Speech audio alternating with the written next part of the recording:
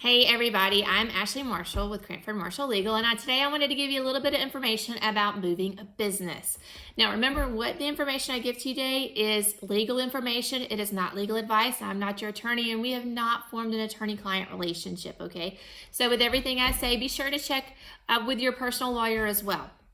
So let's talk about moving a business. I know that so many military spouses are out there watching my videos and supporting me in my law firm, and for that I am eternally grateful. So first off, thank you for doing that. And I hope that you guys are extremely successful with your businesses.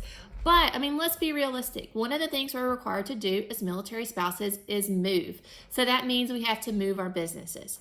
I know many of you have reached out and told me that you have started an LLC for your business, which great job, guys. That is wonderful. That helps protect your family. It helps protect you. It helps protect your assets. So yay, yay, yay. If you don't know what I'm talking about, go watch my previous video where I talked about it, being an LLC. But the thing to know about being an LLC is that it is controlled by state law, okay? It is not federal law. So you did not form your LLC with the United States of America. Probably what you did is you reached out to the Secretary of State for wherever you're living and wherever your business was formed and formed it through them, okay? So for instance, my law firm, Cranford Marshall Legal, LLC, is formed in the state of Alabama. That means that Alabama law controls my law firm and how my law firm works, okay? I am registered with the Alabama Secretary of State.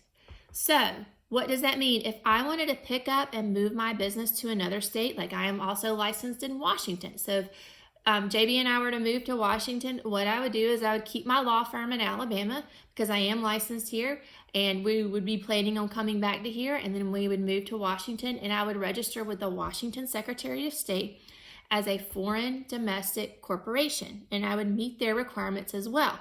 So I'd be an Alabama business registered in the state of Washington. So I hope that makes sense. Now, the next thing that you want to do is you want to check and see what kind of business licensing that state requires for you to have.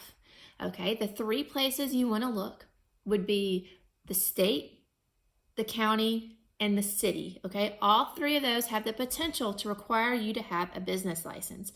Now, because I'm a service and not a product, I'm a little bit different. So what I have to do is I have to look with the county and the state generally tell me I don't need anything, at least they do in Alabama.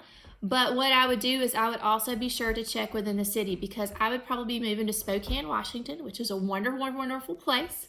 Love you, Spokane. But I would check and see what the city of Spokane required me to have in order to operate a business within Spokane.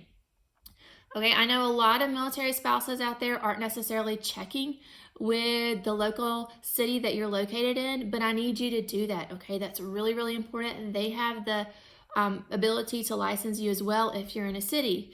Now, if you're living on a military installation, you need to also check and see what that military installation requires of you.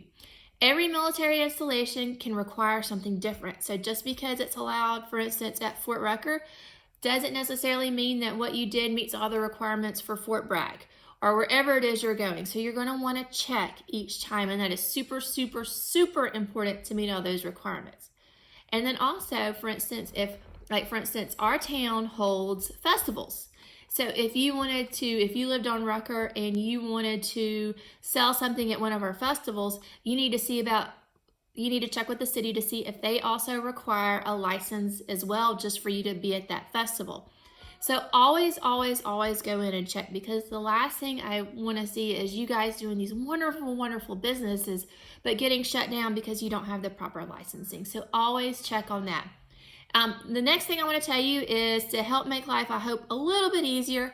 I'm also going to be starting a Facebook group with my law firm, Cranford Marshall Legal, where it's going to be targeted for entrepreneurs and employers, so that I can help you guys make sense of the law, and you can ask questions in a more informal setting, and then I can just provide you with information and links to the law and all those wonderful things. So please go ahead and reach out an invitation to join. I would love to have you join me.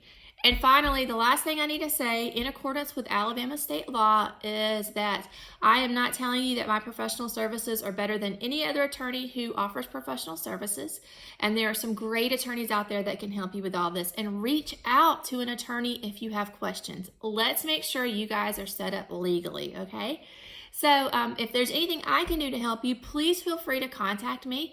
You can either call my firm, you can send me a message through Facebook, or you can email me or contact me through my website. There's lots of ways to get in touch. So, but anyways, I want you guys to have a great day, and I want to see your businesses successful and legal. Talk to you soon.